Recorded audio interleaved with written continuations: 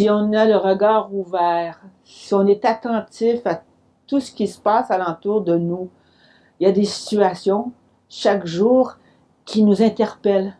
Il y a des moments qui nous secouent et même qui nous font sortir hors de notre zone de confort, pour ainsi dire. Ça m'est arrivé encore récemment. Étant dans le milieu médical, tout ce qui touche au bien-être et aux soins des gens me préoccupe, me touche moi-même. La retraite n'a pas mis fin à cet état, à ce sentiment de solidarité pour ces gens qui sont en manque d'une manière ou d'une autre. Dernièrement, je regardais la télévision, je regardais un programme et j'ai assisté en fait à une entrevue avec la présidente de l'Organisation mondiale des médecins sans frontières. Cet organisme d'aide humanitaire est renommé car ses interventions sont bien connues par ses professionnels qui viennent en aide aux victimes de sinistres de tout genre.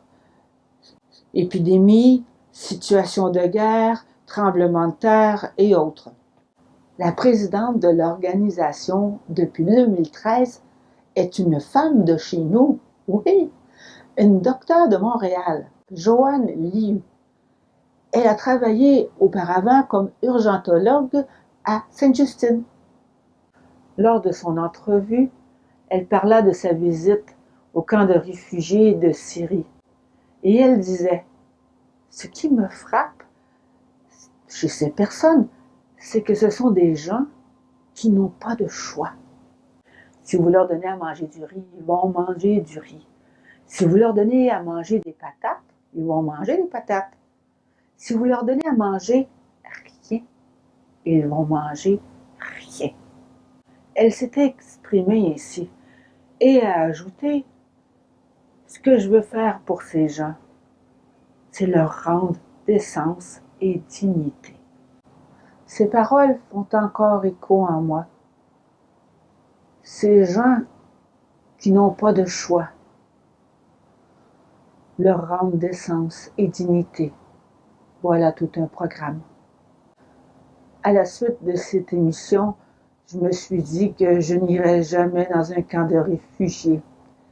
Mais je réfléchissais aux gens alentour de moi qui, eux aussi, n'ont pas de choix. Il y a bien sûr les réfugiés que nous avons accueillis ici, parfois chaleureusement, mais parfois on les laisse à eux-mêmes.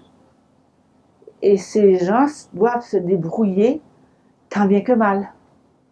Il y a des autres qui ne sont pas réfugiés, mais qui n'ont pas de choix.